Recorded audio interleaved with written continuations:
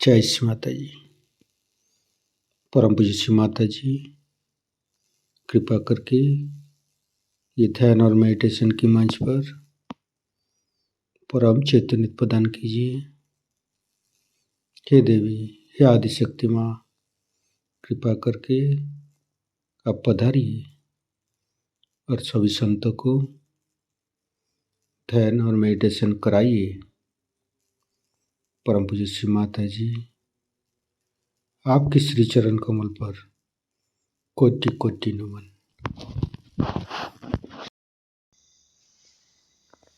कुंडली उठाकर बंधन लेंगे।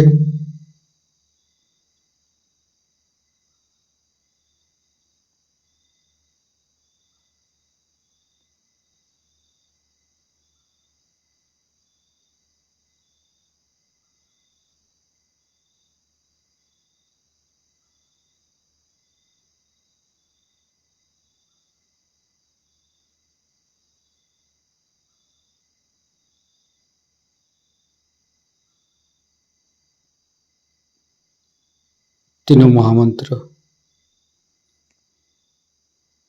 ओम तमेव साक्षात् श्री महालक्ष्मी महासरस्वती महाकाली त्रिगुणात्मिका कुंडली साक्षात् श्री आदिशक्ति माता जी श्री निर्मला देवी नमो नमः। ओम तमेव साक्षात् श्री कल्की साक्षात् श्री आदिशक्ति माता जी श्री निर्मला देवी नमो नमः। ओम तमेव साक्षात् श्री कल्की साक्षात् श्री सहस्रार स्वामिनी मोक्ष प्रदायिनी माता जी श्री निर्मला देवी नमो नमः। गणेश मंत्र। ओम तमेव साक्षात् श्री गणेश साक्षात् श्री आदिशक्ति माता जी श्री निर्मला देवी नमो नमः। दोनों हाथ श्री माता जी की तरफ। कुछ भी नहीं सोचेंगे। मन के अंदर समस्त चिंता को परम पूज्य श्री माता जी की श्री चरण पर समर्पित करेंगे। परम पूज्य श्री माता जी, हमारे हृदय को सच कीजिए। सच हृदय कमलासन पर आपके श्री चरण की पूजा होने दीजिए माँ।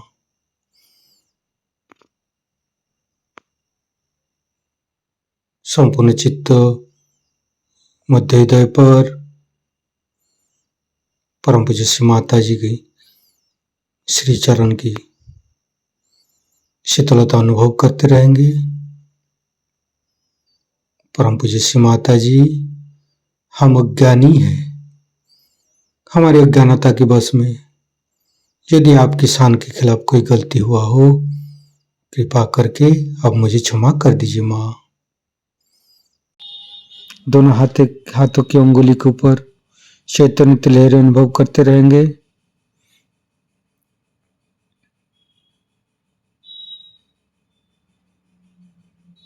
फिर धीरे धीरे चित्त को तीनों मूलाधार पर लेके आएंगे। परम पूज्य श्री माता जी, आप ही तो प्रभु गणेश है। कृपा करके हमारे शरीर की तीनों नाड़ी सातों चक्र के ऊपर स्थान ग्रहण कीजिए और सभी चक्र के दोषों को, सभी चक्र के अंदर रोगों को दूर कीजिए माँ। हे प्रभु गणेश, हम कभी अतीत में चले जाते, कभी भविष्य में चले जाते, कृपा करके हमें वर्तमान में स्थापित कीजिए। संपूर्ण चित्त, बाएं मूलाधार, परम पूज्य श्री माता जी, आप ही तो अबोधिता प्रदान करते हैं, आप ही तो पवित्रता बनाया है। कृपा करके हमारी अबोधिता और पवित्रता को रक्षा कीजिए। निर्मल गणेश का मंत्र लेंगे। ओम तमेव साक्षात श्री निर्मल गणेश साक्षात श्री आदिशक्ति माता जी श्री निर्मला देव्ये नमो नमः।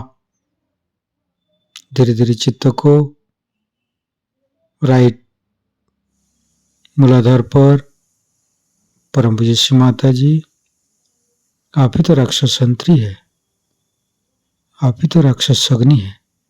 कृपा करके हमारे अंदर राक्षस प्रवृत्ति को नष्ट कीजिए।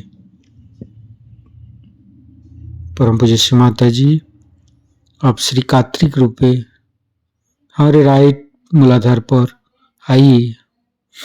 मंत्र लेंगे। श्री कार्तिक।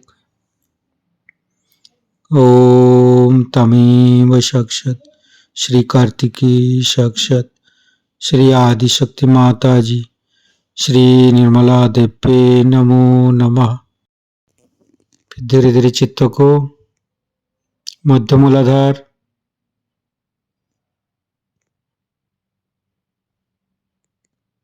ओम गंग गणपते नमः 4 बार करेंगे। ओम गंग गणपते नमः, ओम गंग गणपते नमः, ओम गंग गणपते नमः, ओम गंग गणपते नमः।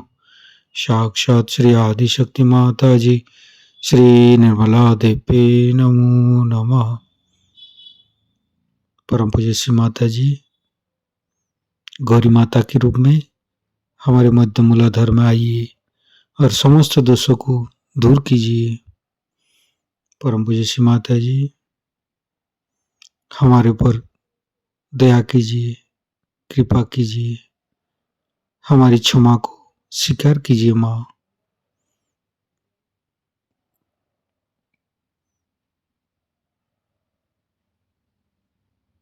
गणेश गौरी माता की मंत्र लेंगे। ओम तमेव साक्षात श्री गणेश गौरी माता साक्षात श्री आदिशक्ति माता जी श्री निर्मला देव्ये नमो नमः। धीरे धीरे चित्त को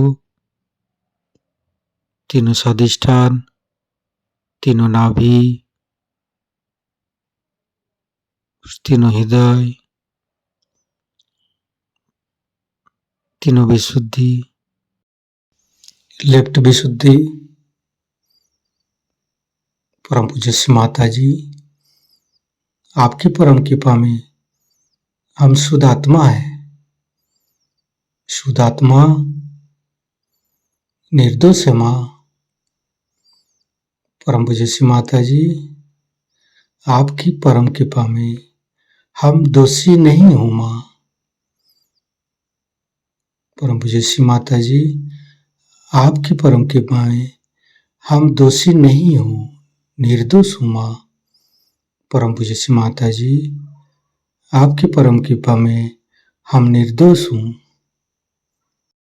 संपूर्ण चित्त लेफ्ट विशुद्धि पर गणेश चतुर्भुज से पाठ करेंगे।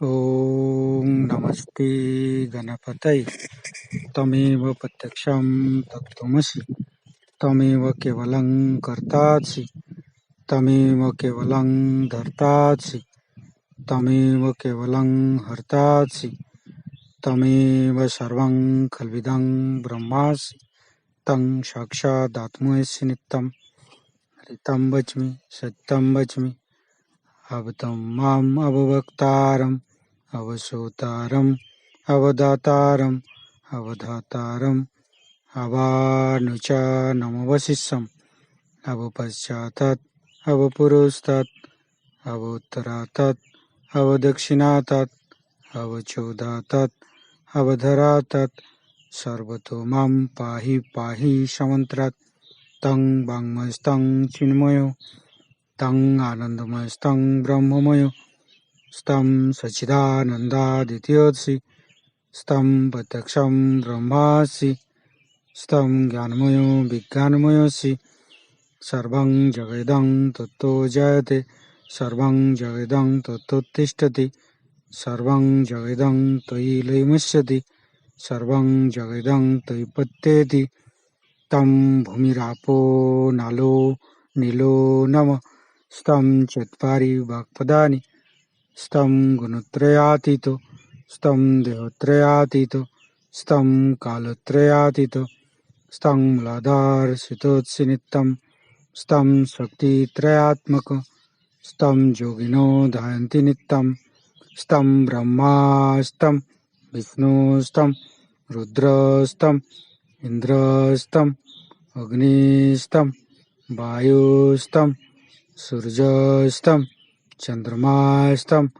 ब्रह्मभूर्भुवस्सुरं ज्ञानादिपूर्वमुच्चाय वर्णादि तदनंतर अनुसारो परतरो अर्धेन्दु उल्लसितं तारेण ऋतं एतत्तव मनुष्यरूपं गकारो पूर्वरूपम् अकारो मध्यमरूपम् अनुसारो शान्तिरूपं बिन्दु उत्तररूपं नादं संधानं संगीता सन्धि शैषा गणेशविद्या गणकऋषि निश्चित गायत्री छंद गणपतिर्देवता ओं गं गणपतये नमः एकदन्ताय विद्महे वक्रतुण्डाय धीमहि तन्नो दन्ति प्रचोदयात् एकदन्तं चतुर्हस्तं पाशमङ्कुशधारिणं रदं च वरदं हस्ते बिभ्राणं मूषकध्वजं रक्तं लम्बोदरं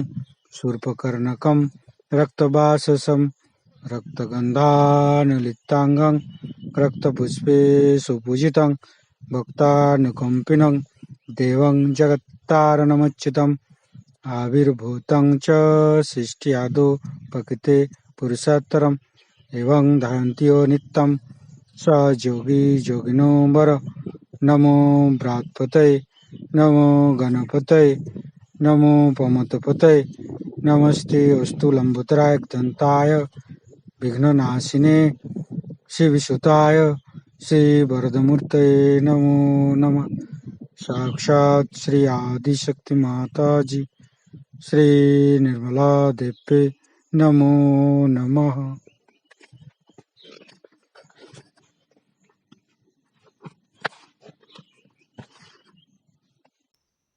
फिर धीरे धीरे चित्त को राइट विशुद्धि। श्री माता जी हमारी वाणी की माधुर्य आप ही है माँ, आप ही तो हमें वाणी की माधुर्य प्रदान करते हैं माँ। कृपा करके हमारी राइट विशुद्धि पर माँ जसोदा और विट्ठल रुक्मणी रूप में आइए। धीरे धीरे चित्त को बुद्ध विशुद्धि। परम पूज्य श्री माता जी आप ही तो राधा कृष्ण है, कृपा करके हमारे गला पर आइए। समस्त दोषों को समस्त रोगों को दूर कीजिए माँ।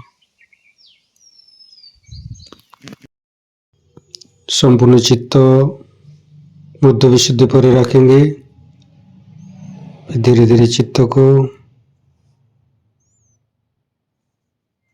प्राणाग्र वैकाग्र शास्त्रार। परम पूज्य श्री माता जी हमारे अंदर अहंकार प्रति अहंकार को दूर करके हमारी ब्रह्मानंद को खोल दीजिए माँ। हमारी शास्त्रार पर विराजमान होइए माँ। सहस्त्रार के साथ एक एक चक्र को जोड़ेंगे। लेफ्ट विशुद्धि, राइट विशुद्धि, मध्य विशुद्धि। माता जी हमें निर्विचारिता सिद्धि प्रदान कीजिए। दोनों हाथों पर सहस्त्रार पर परम चैतन्य का अनुभव करते हुए निर्विचारिता का मंत्र लेंगे। ओम तमेव साक्षात श्री निर्विचारिता साक्षात श्री आदिशक्ति माता जी श्री निर्मला देवे नमो नमः।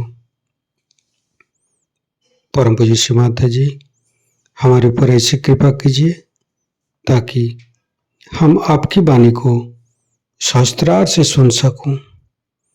संपूर्ण चित्त सहस्त्रार पर परम पूज्य श्री माता जी का अमृत वाणी हम सहस्त्रार से ग्रहण करेंगे।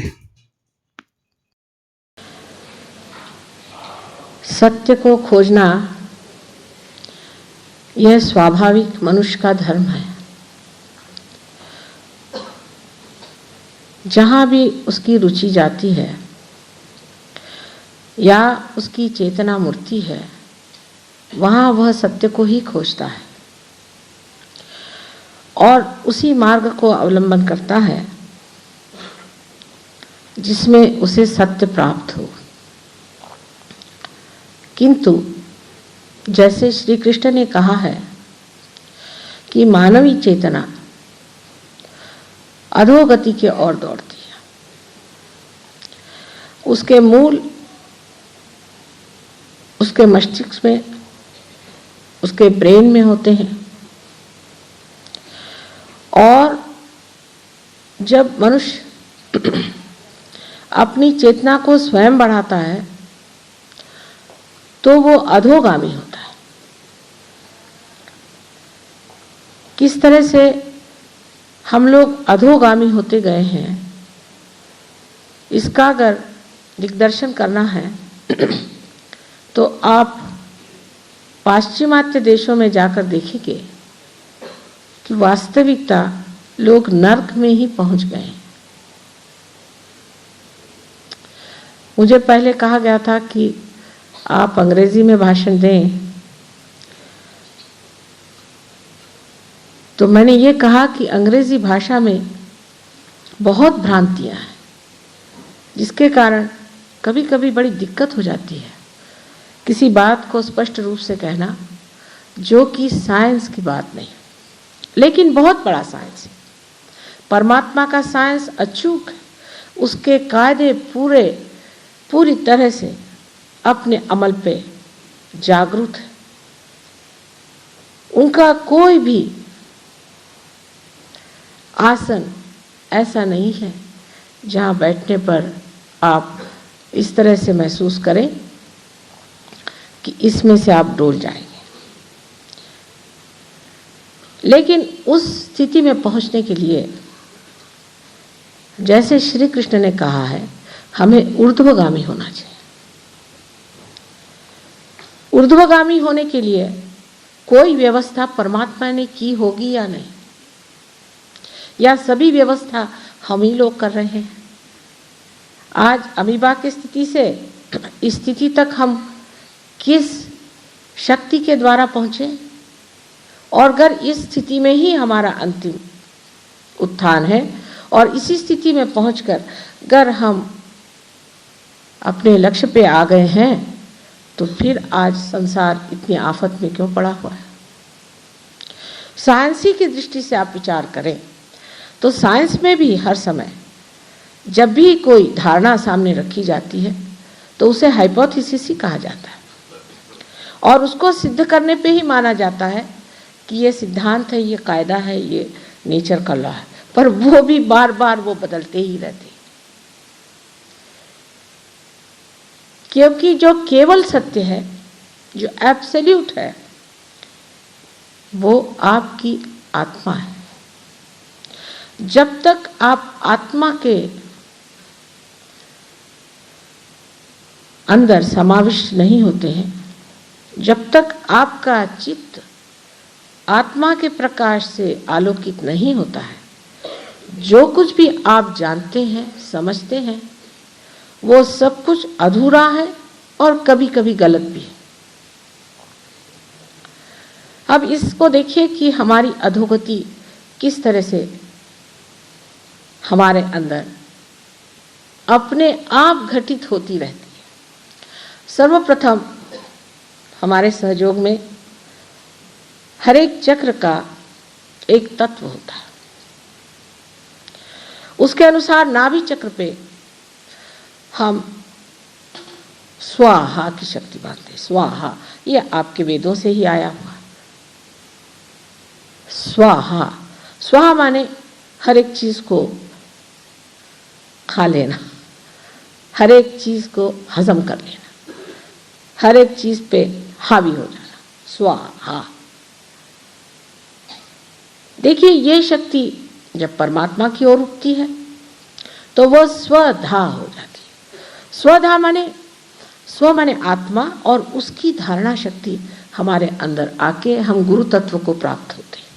लेकिन जब यह स्वाहा बाह्य की ओर दौड़ने लग जाती, जैसे कि मनुष्य की चेतना हमेशा बाहर की ओर दौड़ती है, तो इसका उदाहरण आप पाश्चिमात्य देशों में बहुत अच्छे से देख सकते हैं। अपने यहाँ तो अब भी लोग स्वाहा और स्वधा के बीच में थोड़े से चलने की कोशिश करते हैं, लेकिन वहाँ की जब स्वाहा शक्ति बढ़ी तो उन्होंने हमारे देश पे आक्रमण किया, चाइना पे आक्रमण किया, जिस देश पे जाए उसको ही हड़पते चले।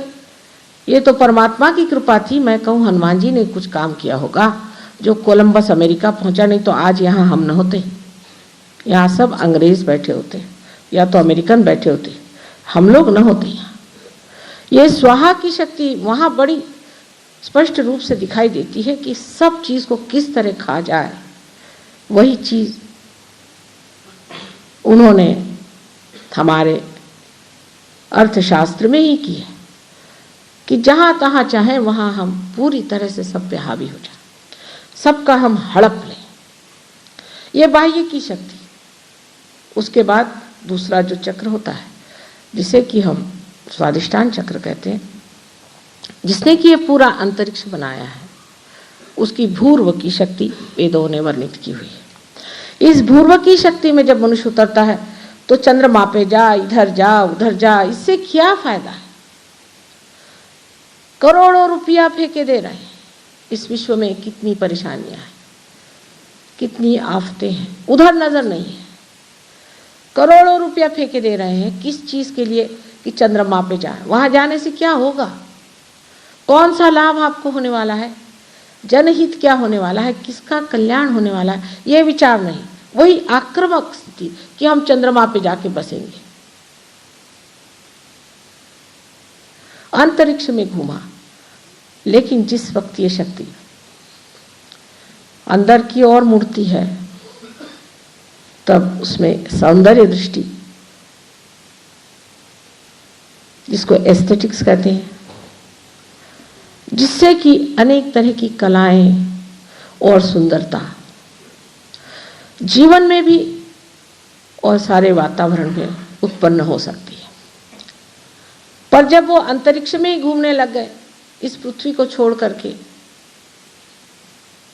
तो वो भूर्व पे से भू पे आ गए। भू माने पृथ्वी। भू हम मानते हैं सहयोग में, जिसे त्रिकोणाकार अस्थि कहते हैं, जिसे कॉसिक्स कहते हैं अंग्रेजी में, वो भू तत्व से बनाया है। और इसकी रक्षा करने वाले श्री गणेश भी ही पृथ्वी तत्व से बनाए गए हैं, और वो भी उसी के नीचे मूलाधार चक्र पे स्थित है। लेकिन जब हम भू पे भी आए तो मशीनें शुरू कर दी। करिए, मशीन भी करना मनुष्य का कार्य है, पर कुछ संतुलन नहीं। मानव में और मशीन में कुछ तो संतुलन होना चाहिए। जमीन को खोदते गए, ये निकालो वो निकालो, उससे अब बना बना कर क्या बनाया? तो धुआं फैला दिया है सारे आकाश में, जिससे सारे पेड़ मरे जा रहे हैं। बेरोजगारी आ गई। मनुष्य के हाथ की चीजें न बनने से कला खत्म हो गई। लोग सब दूर प्लास्टिक लिए घूमते, जहाँ जाइए वहाँ प्लास्टिक। कपड़े में भी प्लास्टिक है, दरवाजे को हाथ लगाई तो प्लास्टिक है, नल में हाथ लगाई तो प्लास्टिक है। कल हो सकता है पानी भी ये लोग प्लास्टिक का देना शुरू कर देंगे। और इससे नुकसान होने लग गया फिर। सो भू को इस तरह से तंग कर दिया। ऐसे भी ये पृथ्वी तो बहुत तंग है, इसको जितना हमने सताया है, जिसने हमें सस्य श्यामलाम हर तरह से हमें पूरित रखा, उसके हमने कोई भी इज्जत नहीं की। उसके आगे की जो स्थिति है वो तो इससे भी खराब है। फिर मूलाधार चक्र पे आ जाते हैं, जिससे हर चीज का निस्सरण होता है, एक्सक्रीटरी फंक्शन होता है। ये जो शक्ति है गणेश जी की, क्योंकि गणेश साक्षात हुंकार होने की वजह से कहीं भी रख दिए जाए कमल के जैसे खिलते हैं और उसकी सुगंध सारे सृष्टि में फैलती है।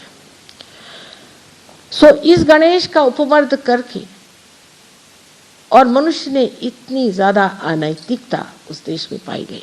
ना कोई माँ है, ना कोई बहन है, ना कोई भाई है, ना कोई रिश्तेदारी नहीं, सिवाय इसके कि कोई ना कोई बहुत ही गंदा संबंध आपस में होता है, जो कि हम लोग मुंह से कह भी नहीं सकते और देख भी नहीं सकते।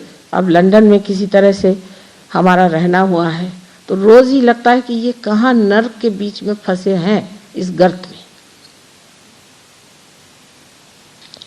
अब ऊर्ध्वगति को प्राप्त होने में यही चक्रों पे क्या असर आता है, जबकि जो निस्सरण की शक्ति है उससे मनुष्य में अबोधिता, जिसे इनोसेंस कहते होते हैं, अत्यंत शक्तिशालिनी चीज है इनोसेंस। इनोसेंस के सामने रावण को झुकना पड़ा था। जो पवित्रता है, जिसे हम पावित्र कहते हैं, वो शक्ति हमारे अंदर श्री गणेश जी की वजह से जागृत होती है। इसीलिए क्योंकि ऊर्ध्वगामी होना है, हमें कुंडलिनी का ही जागरण करना पड़ेगा। इसलिए आवश्यक है कि हम कुंडलिनी का जागरण करें, तब सिद्धता भी हो जाएगी कि सिर्फ ब्रह्म सत्य है, बाकी सब मिथ्या। लेकिन पहले ब्रह्म तक तो हम पहुंचे। ये सारी सृष्टि में कहते हैं परमात्मा का प्यार फैला हुआ है, जो ब्रह्म स्वरूप है, जो ब्रह्म की शक्ति है, जिसको हम महसूस नहीं करते, देखते नहीं, जिसे पातंजल ने ऋतंभरा प्रज्ञा कहा हुआ है, जिसे क्रिश्चियनिटी में power of the Holi ghost कहा है, जिसे मोहम्मद साहब ने रूह कहा हुआ है।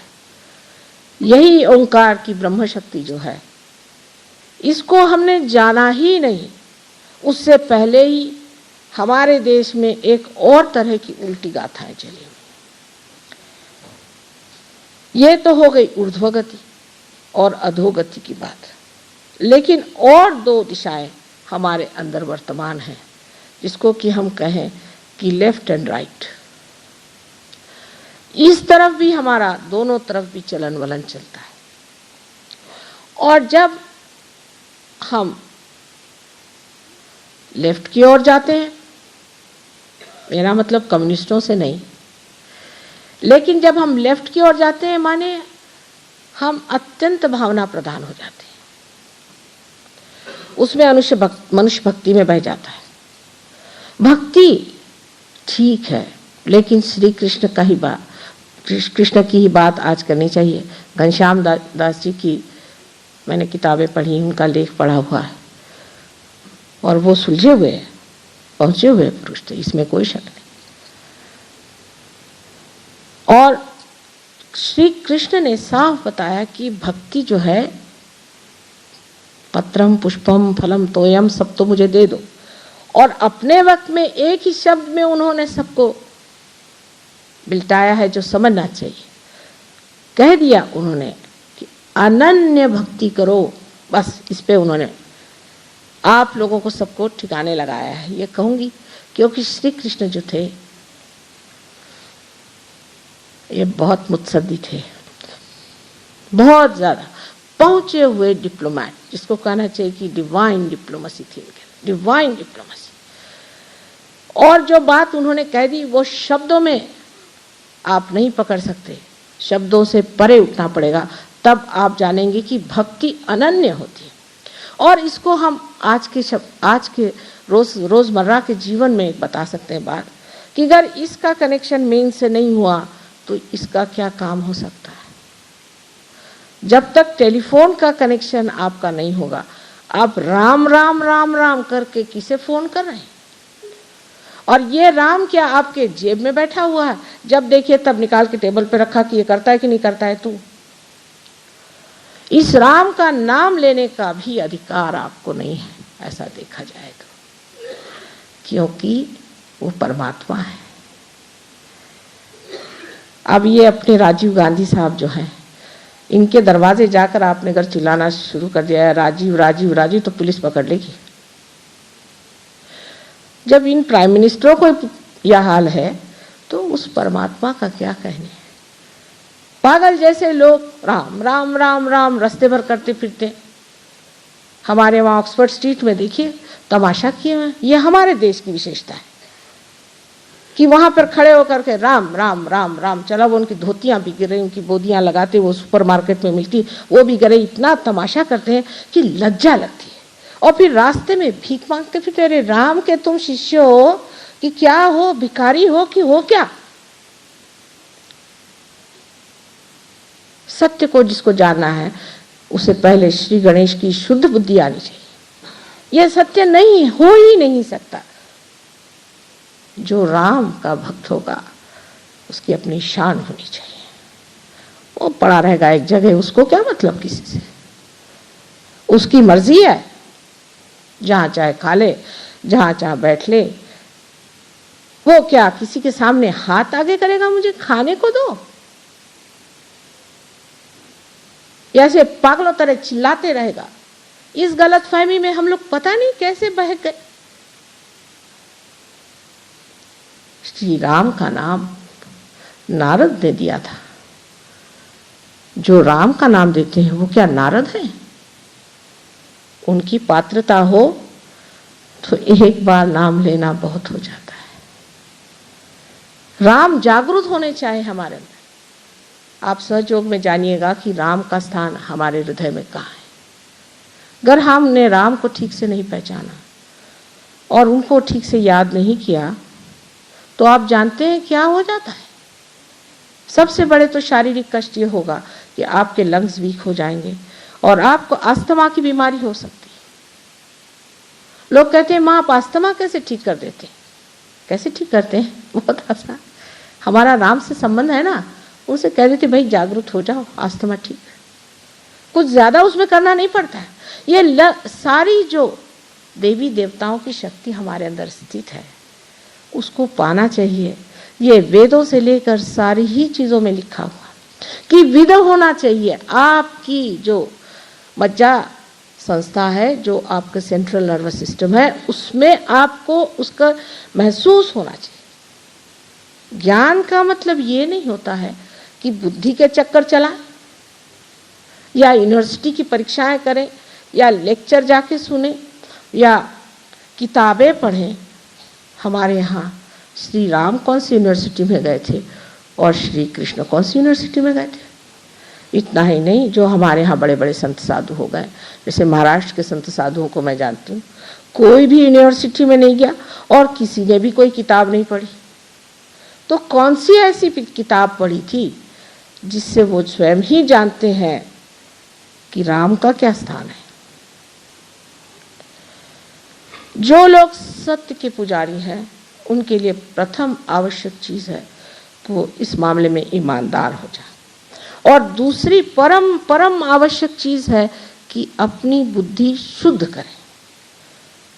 कुछ इधर पढ़ लिया, कुछ उधर पढ़ लिया, कुछ इथे जान लिया, कुछ ये कर लिया, सब जो है सर में, जैसे अमेरिकन सहयोगी कहते हैं there is lot of garbage in my head, कि कचरा बहुत मेरे सर में भरा हुआ।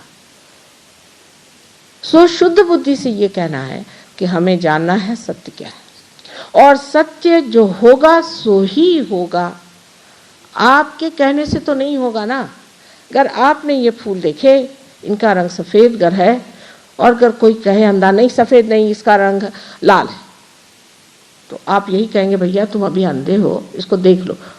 हम लोग देख रहे हैं, सब एक ही चीज देख रहे हैं। लेकिन मुश्किल तो यह है कि एक ही के अगर आँख ही और बाकी सब अंधे हो तो वो आँख वाले को फिर जहर दे दो, उसको क्रूस पे चढ़ा दो, उसको छलो, उसको सताओ। सारे जितने भी बड़े बड़े संत हो गए उनकी छलना। तो हमारे देश की जो दुर्दशा है वो इस वजह से है कि हम या तो लेफ्ट को मूवमेंट करते हैं या राइट को मूवमेंट करते हैं, अधोगति पर नहीं जाते। ये तो गणेश जी की कृपा इस देश पे है, क्योंकि ये योग भूमि है। इस भारतवर्ष को इतने धन्यवाद देने चाहिए कि इसने अपने गोद में आप लोगों को रहने की व्यवस्था की। इतनी बड़ी महान भूमि में रहते हुए भी हम इतने दुखी क्यों, सब लोग पूछते हैं।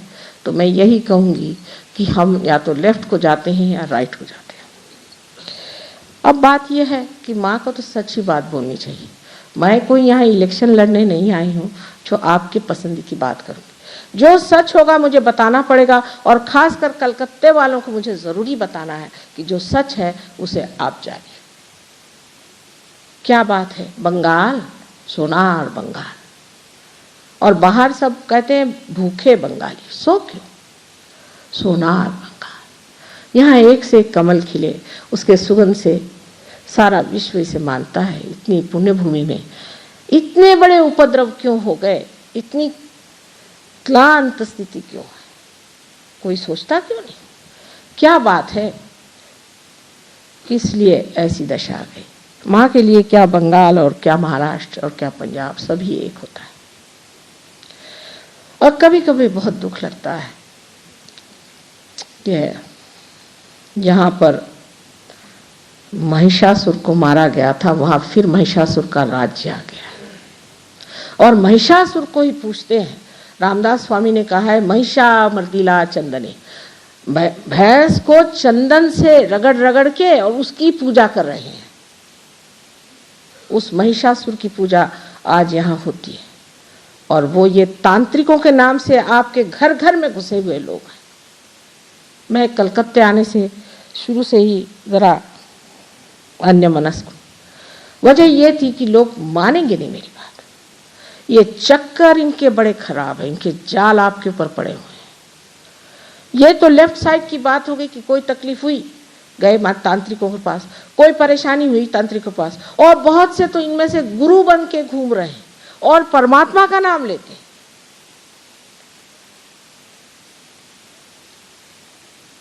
कृष्ण ने कहा हुआ है, जब आसुरी विद्या आएगी तो सारे सृष्टि को छा देगी।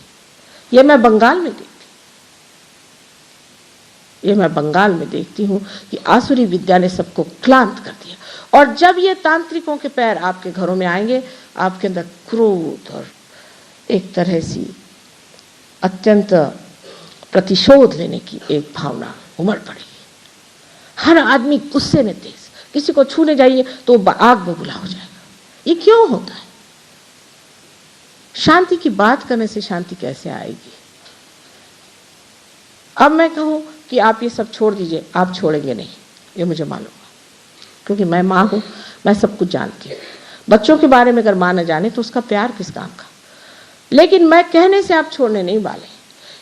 ये जब छूटेगा जब आपकी अपनी माँ कुंडलिनी जागृत हो जाएगी, फिर मुझे कुछ कहना नहीं पड़ेगा, मुझे कुछ नहीं कहना पड़ेगा। आप अपने आप छोड़ करके दूर हो जाएंगे, क्योंकि जैसे ही आप किसी तांत्रिक के पास में जाएंगे तो आपको उष्ण उष्ण से बहुत सी ऐसी हवा आएगी। इतना ही नहीं, आपके हाथ में ब्लिस्टर्स भी आ जाए, पैर में भी ब्लिस्टर्स, और भागेंगे वहाँ से। मुझे कहने की ज़रूरत नहीं। यही आज का हमारा सहयोग है। पहले तो ठीक था, एक एक चक्र को साफ करो, मेहनत करो, कुंडलिनी को चढ़ाओ।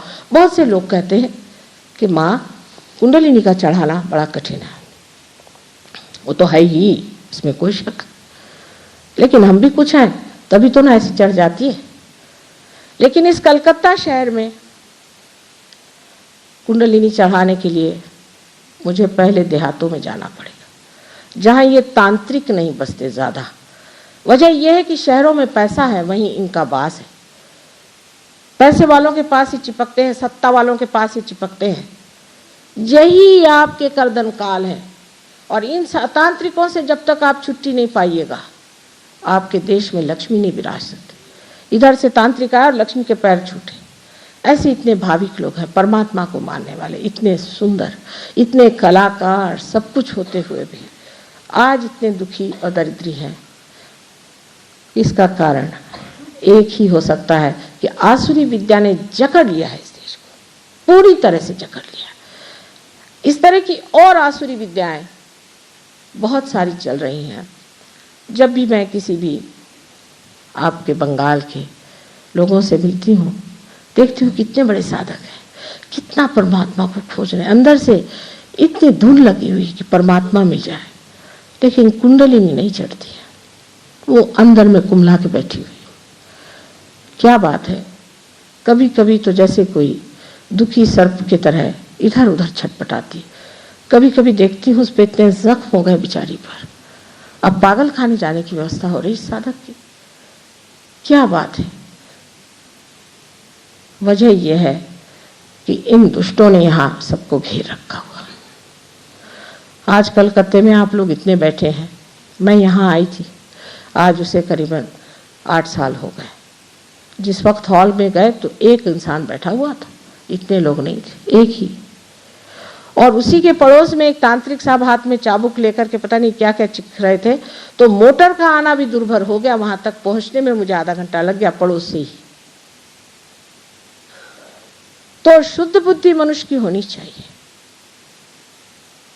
नानक साहब ने इस पर खूब लिखा है, कबीर ने इस पर खूब लिखा है, खासकर कलकत्ते वालों के लिए लिखा हुआ है। नानक साहब ने कभी आप अगर खोलकर उनका ग्रंथ साहब पढ़ें, एक तो पूरा चैप्टर की चैप्टर उस पर लिखा हुआ पूरा।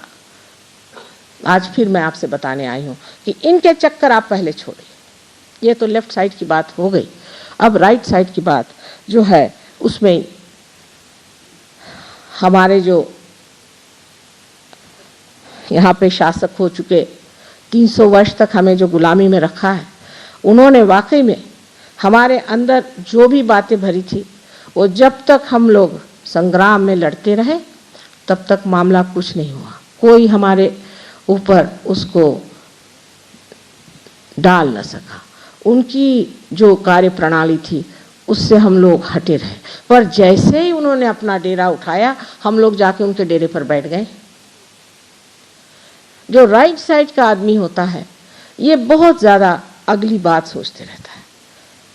उसमें फिर ये कि सत्ता कैसी मिले, पैसा कैसे मिले, वही जो ये लोग करते थे वही आप कर रहे हैं। अब उनके बच्चे वहाँ ड्रग पी पी के मर रहे हैं। हमारे लिए ये बहुत अजीब सी बात लगती है कि इस लंदन शहर में एक हफ्ते में 2 बच्चे मारे जाते हैं, वो भी माँ बाप स्वयं, अच्छे बच्चे। लंदन शहर के अंदर सिर्फ ये वहाँ के स्टैटिस्टिक्स हैं। कोई प्रेम नहीं, पैसे से प्रेम या सत्ता से प्रेम, लेकिन अपने बच्चों से प्रेम नहीं। गरीबी का एक फायदा है कि कम से कम आपस में प्रेम होता है, कम से कम बच्चों को प्यार करते हैं। सो ये जो पैसे की धुन शुरू हो गई, तो उसमें क्या, उसमें पैसा मिला, उसमें बिजनेस हो गया, उसमें ठीक हो गया, जो भी करना चाहे ठीक ही है, उसमें क्या। इस प्रवृत्ति की वजह से आज वो इस दरार पे जाके पहुंचे कि उनके बच्चे अब सब ड्रग ले रहे हैं और आपके भी लेंगे। उस वो दिन दूर नहीं, आप भी ले सकते। क्योंकि जब जान लिया कि इस पैसे की पागलपन में हम वहां नहीं पहुंचे जहां पहुंचना था, जब ये समझ गए कि इस सत्ता में कभी तो ऊपर होते हैं, तो कभी नीचे, तो कभी ऊपर, तो कभी नीचे, शटलकॉक के जैसे घुमा करते हैं, तब पता हुआ कि इसमें भी आनंद नहीं है।